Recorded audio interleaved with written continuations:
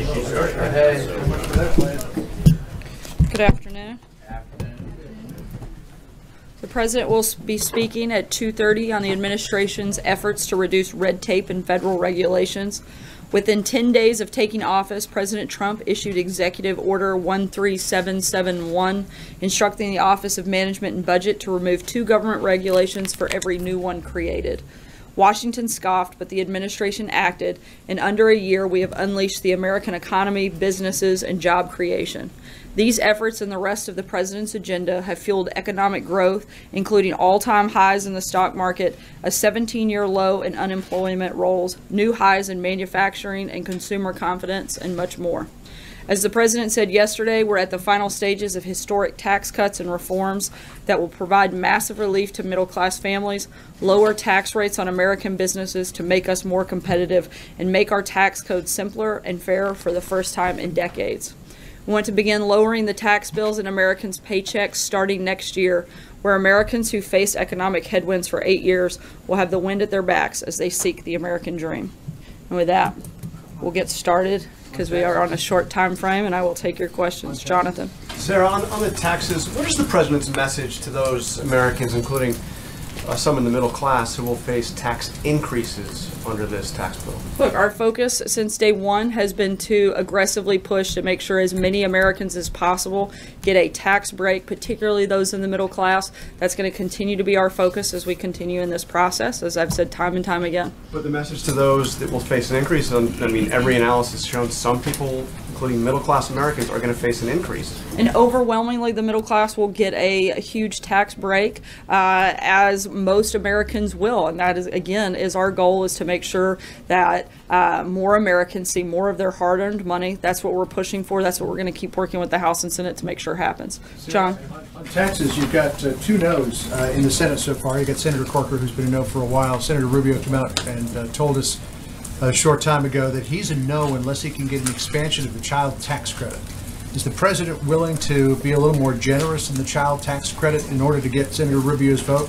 Look, we're really proud of the work that we've done already up until this point with Senator Rubio, already doubling the child tax credit, taking it to $2,000 per child. We're going to continue working with the senator, but we think we've made great strides and, frankly, pretty historic movement in terms of the child tax credit. We're very proud of that work. We're going to keep working with them until we get the job done, which we still expect to happen before the end of the year. Is there more room to move? Right now, we're going to focus on letting some of the Senate move forward in the progression of their conversations. Again, we're extremely excited about the progress that we've already made to double the child tax credit. I think that's something important to note, and something that we've worked very closely with Senator Rubio on, and we think he should be very excited about the progress we've made on that front. Connie? Merry Christmas to you as well. Thank you. What have you learned this past year? What changes would you make in the coming year? What have I learned this past year? I would have to say that we would be here a really long time if I walked through everything I've learned this past year.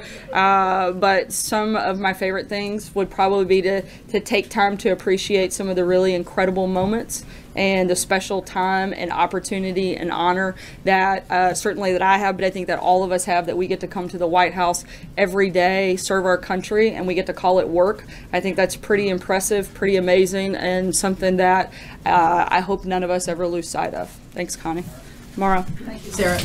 Does the president think that Roy Moore should concede? In other words, does he believe he lost the election fair and square, or does he think he was the victim of widespread illegitimate voting? I think the president's position is pretty clear in his outreach to Doug Jones directly. He called and they spoke yesterday. They had a great conversation, a very positive conversation. He likes Doug Jones and looks forward to meeting him in person, and hopes that he will come and follow through on his commitment to work with the president on some things that they agree on. So Roy Moore Jordan? lost fair and square. That's what you're saying. I think the numbers reflect that, and I think the president's outreach shows that. Jordan? Thanks, Sarah. There's some reports out this morning that Speaker Ryan is considering stepping down at the end of this Congress. Has the president spoken to Speaker Ryan about those reports, and does he want to see Speaker Ryan continue in that role? The president did speak to the speaker not too long ago and made sure that the speaker knew very clearly and in no uncertain terms that if that news was true, he was very unhappy with it. The speaker assured the president that those were not accurate reports and that they look forward to working together for a long time to come. Blake? So did this catch the president by surprise, the Ryan report that was out today? It sounds like it may have caught Speaker Ryan by surprise because I don't think it was very accurate reporting. And so it sounds like they're both committed to and looking forward to spending a lot more time together over the next, hopefully 7-8 years. Let me ask you about Marco Rubio as well. We have heard folks who might be no votes, potentially undecided votes, but Marco Rubio's potential no vote is one that we know he had concerns, but him voting no is seemingly here suddenly out of left field. Has that caught the White House by surprise at all, or have you braced for the possibility that you might not have Marco Rubio in your corner? I'm not sure if the president's spoken with him specifically today. Again, we're proud of the work that we've done with Senator Rubio, and we look forward to making sure that the progress that we made to double the child care tax credit, that's kind of a mouthful, goes into full effect when this piece of legislation is signed. April? There are two things. Should Roy Moore just give his concession speech now versus holding it out?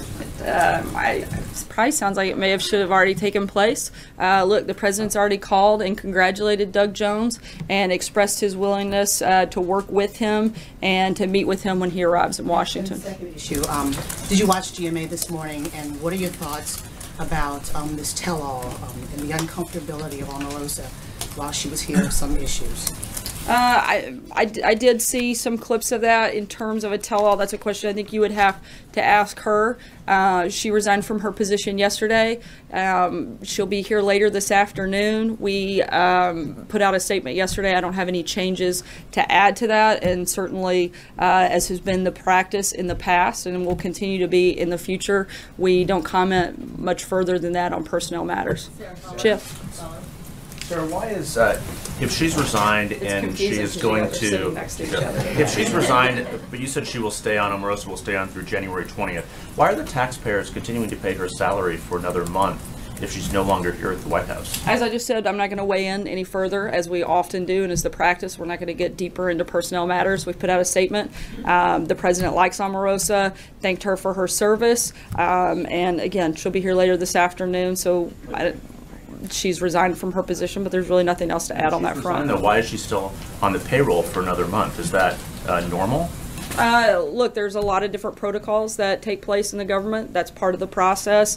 If you want to reach out to HR, they might be able to walk you through that in a more detailed way. Certainly not that I'm privy to. Thankfully, I haven't been through the process myself, so I can't speak to it from firsthand. On a separate matter, on the tax plan, if I could just ask, would the president ask the House and Senate to stay here in Washington and finish this bill, even if it means bleeding into the Christmas holiday?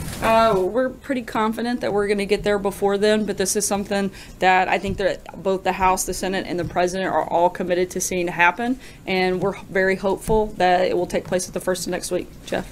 Sarah, does the President have any thoughts about the Disney deal to buy 21st Century Fox? I know that the president spoke with Rupert Murdoch earlier today, congratulated him on the deal, and thinks that, to use one of the president's favorite words, that this could be a great thing for jobs, and certainly looks forward to and hoping to see a lot more of those created. What does the president think about the FTC decision on net neutrality? There are a lot of Americans, polls show, who are very opposed to that change. Look, the Trump administration supports the FCC's effort to roll back burdensome regulations, but as we have always done and will continue to do, we certainly support a free and fair internet. Anything beyond that, I'd refer you to the FCC. Matthew? Getting back to that Alabama result, has what happened down there changed the president's relationship at all with Steve Bannon, given his big support for Moore, and has it changed the president's thoughts on Mr. Bannon's opposition to other incumbent Republican senators? That's a question you'd have to ask Mr. Bannon. I'm certainly not going to speak for him. President's relationship. I know that was the second part of the question you asked about whether or not he would support more candidates, and I can't answer that. In terms of their relationship, I haven't spoken with the president directly about the nature of that relationship and whether that has altered it. Francesca. Thank you, sir. I know that you said that you can't go much further on this personnel matter, but I do want to try to separate out some of the things that we're hearing here and just be crystal clear. So you're saying that Omarosa Manigault was not fired on Tuesday evening, that she didn't get belligerent in her conversation with General Kelly, she wasn't yelling at him, she wasn't cursing at him, and she wasn't escorted off the property. Secret Service said not by them, but she wasn't escorted off the property by someone or some entity other than Secret Service that evening. Look, as I said, Omarosa resigned from her position. I'm not going to go into a detailed process any further than that. We've put out a statement as is standard practice. We're not going to get into the weeds of a personnel decision here at the White House. Access to the White House complex? Morning, Kellyanne Conway said she and other administration officials have been urging Congress to appropriate additional funding for the opioid epidemic. The president declared a public health emergency earlier this fall, but that fund only has $57,000 in it. Economists have predicted that it'll cost upwards of $190 billion over a decade to treat the crisis. Can you tell us how much money that the White House will be urging Congress to appropriate? And what do you have to say to critics who believe that the president hasn't dedicated enough resources to combating the epidemic this year? Look, one of the reasons that the president has put one of his top people here at the White House, Kellyanne Conway, on this is because he sees this as a priority. He sees it as a major concern, not just for the White House, but certainly for America. There's a number of stories, as you just said. The amount of money that it will take to combat this crisis is huge. We're going to continue looking at the best ways to do that. We're working an interagency process to see what that number looks like. That hasn't been finalized, but we're going to continue looking at every way possible. I don't right now. That's is it still around part $45 of billion that was a part of the Republican health care plan? Look, that's I think a start, but to fully address this, we want to make sure that we get it right and make sure that we really address this head on. And that's why the president has made it such a focus and put Kellyanne and others here at the White House to really make an emphasis and make that a priority. Something that you guys will get done, that appropriation by the end of this year. Can the president promise that? I'm not aware that we can promise that a full funding for that would take place by the end of this year. This wasn't a problem that happened overnight. We're not going to be able to fix it overnight. But what we want to do is make sure that we address it and that we make it a priority for the administration. And we're going to continue doing that until we beat it. The president's spoken about this several times and making sure that we address it from all fronts and all sides. Kristen. Thank you. With Omarosa leaving, how many senior staffers here at the White House are African American? Look, we have a really diverse team across the board at the White House. We always want to continue to grow the diversity here. We're going to continue to do that and continue to work hard. I don't have a number directly in front of me, specifically not African American, but I can say, again, we have a very diverse team at the White House, certainly a very diverse team in the press office, and something that we strive for every day is to add and grow to be more diverse and more representative of the country at large, and we're going to continue to do that. She was really tasked with reaching out to the African American community. Who have you identified who is going to take that role, and how critical is it to this president, to this administration, to make sure that that role is in fact filled? Yeah, I think there are a number of people that will be part of that process and have been part of that process that will continue to be. This wasn't something that was a singular effort by any one individual. You have a member on the cabinet, Ben Carson, I know has been engaged and talked with the president on this issue, but it's not just within the White House. The president met with Senator Tim Scott. I know he wants to continue those conversations as well to look at the best ways to do that and to do outreach to that community. And just to follow up on one of April's questions, what Omarosa said today was, I've seen things that have made me uncomfortable, that have upset me, that have affected me deeply and emotionally, that has affected my community and my people. Were her concerns ever addressed or dealt with? The comments that she made, that was the first time I'd heard those. Whether she raised them with other individuals, I'm not aware. I know she regularly brought up specific issues where they were talked about in meetings, and we address them at the time. Any of the issues where any of her concerns were? I don't. That's a question that you would have to ask her, and I'm certainly not going to speak on her behalf in that regard. But I do know that it's something that we take seriously and something that we want to see improve, I think, across all fronts. So, right here, Margaret. Sarah, today is the 5th anniversary of the Sandy Hook massacre in which so many children were killed. That, of course, is a tragedy, was eclipsed by what happened in Las Vegas, which is now the most tragic and mass shooting on U.S. soil. Since that time, what has President Trump done to try to protect the American people against a similar type of massacre? Does he think anything's been done? What is the administration trying to do? Is there anything at the executive level that he thinks needs to be undertaken?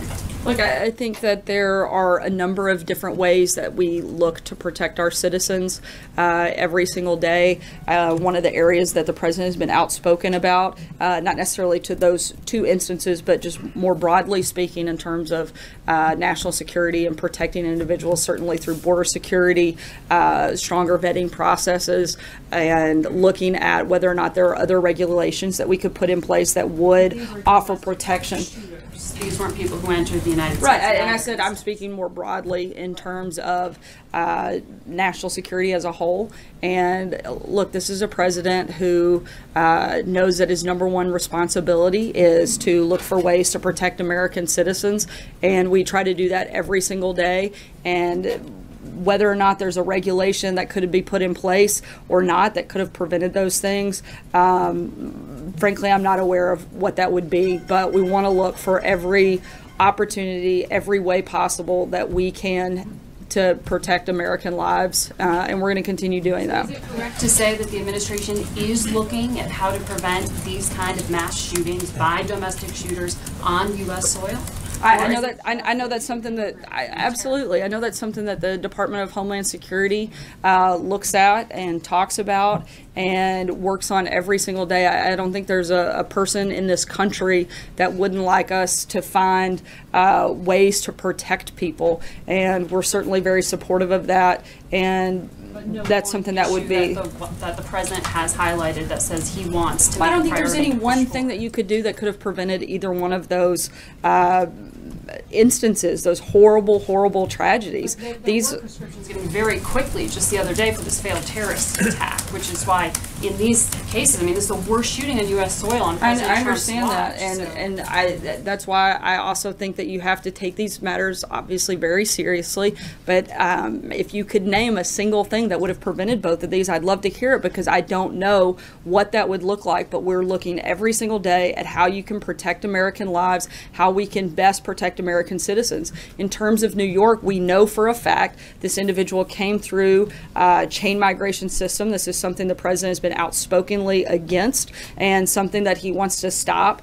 And that individual wouldn't have been here in order to commit that crime if that wasn't in place. So that's a fact that we do know. The assault weapons ban, any kind of regulation, any kind of mental health concerns. The president has specifically mentioned that as a possibility. I know that they're looking at some of the mental health issues. It's something the president has raised before, but in terms of a specific policy that we're moving forward with that would have prevented that, I'm not aware of what that would be. Trey? Thanks, Sarah. Has the president expressed any concerns regarding the FCC's decision today to roll back these Obama-era regulations on net neutrality? And then moving forward, are there any assurances that the White House can offer to the American people who are concerned that the decision and vote today will lead to a less free internet? As I said a few minutes ago, the administration supports the FCC's efforts, and at the same time, the White House certainly has and always will support a free and fair internet. We'll take one last question for the day. Brian.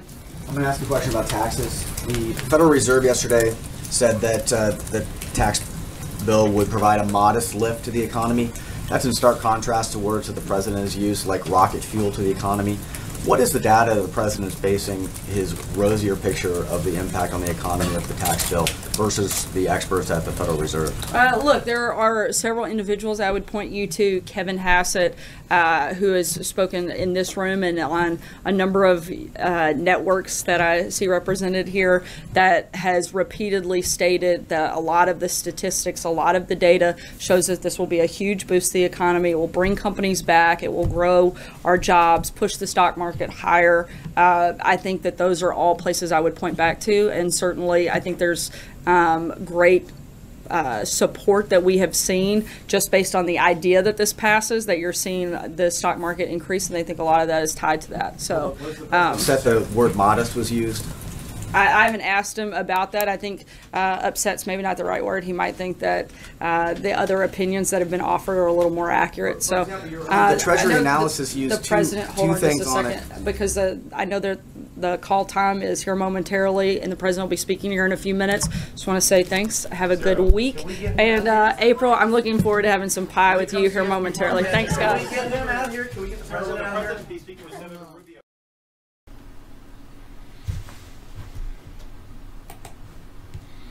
Hey, it's Steve Lookner with Right Side Broadcasting. This is the post-show for the White House press briefing, but it's also a bit of the pre-show for President Trump is going to be speaking very, very soon in just a few minutes. He's going to be speaking at an event focusing on deregulation. I'm guessing he might talk about net neutrality because the FCC voted today to get rid of net neutrality and allow internet companies to distinguish between different traffic on their sites and different types of content, and perhaps have differential pricing for different kinds of content. It's a whole complex issue, so we won't get all into it now. But in the few minutes we have here, we're going to go very soon to the President Trump speaking at this event, and we're going to have that up on a different stream. So when that stream is going live, I will tell you, and we will sign off here, and then you can go, if you'd like, and go watch that stream of President Trump speaking. So for right now, we're taking your comments, your thoughts on the press briefing, or anything Sarah Sanders spoke about.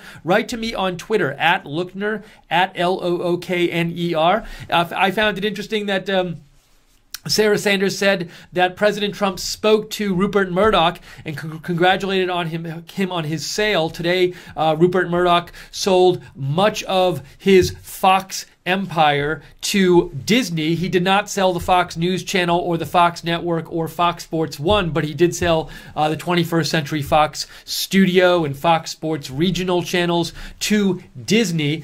We might do a stream about that a little later on today, but President Trump did talk to Rupert Murdoch on the phone and congratulated him about that. And so we're going to take your comments right now. If you have any thoughts on the press briefing, on anything that was asked, write to me at Lookner on Twitter, at Lookner on Twitter. And a couple quick updates for you. Well, also, I just want to say quick thank you to the moderators who've been working hard today. They were moderating the stream during the FCC hearing and vote that we showed, and also the moderators on both the YouTube chat and the website. Thank you for your help. And if you'd like to support Right Side Broadcasting, we're bringing you all kinds of news today, but we are viewer supported. You keep us on the air. You allow us to bring you an alternative to the mainstream media. If you want to donate to Right Side Broadcasting, your donations are what allows us to do this. Go to the bottom of the YouTube chat and click on the $ at the bottom of the YouTube chat. Even small donations are welcome. Or you can go to rsbn.tv/donate, rsbn.tv/donate. A little news I wanted to give you guys, but I want to see. Reagan Better writes, Sarah Huckabee, you say would a bet against nasty reporter April for a pie. I think you mean won a bet. Well, I've been reading. She's been posting about pie, and I've been meaning to sort of read the background of this story. So let me see if I can call it up here real quick, because she was tweeting about it last night. I don't know if it's a bet. Let me show you the background right here. And very soon, as soon as it begins, I'm going to end this stream, and we will start the President Trump speaking stream, which is going to start very soon. So here's a little summary of the pie story. Whoa, let me get back to here. That wasn't good. There we go. Sarah Sanders is trolling the reporter who suggested she baked a fake pie. So the story says from Newsweek, Sarah Sanders is determined that her cooking skills will be respected by the White House press corps, sharing step-by-step baking tweets after allegations she had baked a fake pie. The White House press secretary was previously asked by a member of the media, I believe that was April Ryan, if she had really baked a perfect-looking Thanksgiving pie after sharing a snap on Twitter, prompting an amusing exchange between the pair that social media users dubbed Piegate. Refusing to let the issue die, Sanders took photos on Wednesday night, last night, as she baked pies for the White House press potluck dinner, inviting pie doubter April Ryan to inspect pictures of the ingredients as she baked. And she did say at the end of the press briefing she's looking forward to eating pie with April Ryan. And I'll actually show you her tweets from last night that I saw her tweet out, where she was it on her personal account or the press secretary account? Let's see. Here we go. So here are some tweets that Sarah Sanders posted last night. Excited to share these at tomorrow's potluck. She shows tweets of her baking the pie. She says, ingredients all mixed up and pies in the oven. April Ryan, let me know if you need further documentation. Hashtag Piegate. So these are, she talks about the pecans she's using in her pie. She says it's pie time, with or without bourbon. April D. Ryan, hashtag Piegate. So Sarah Sanders having fun with this today. Write to me though if you have comments on Piegate or any other parts of the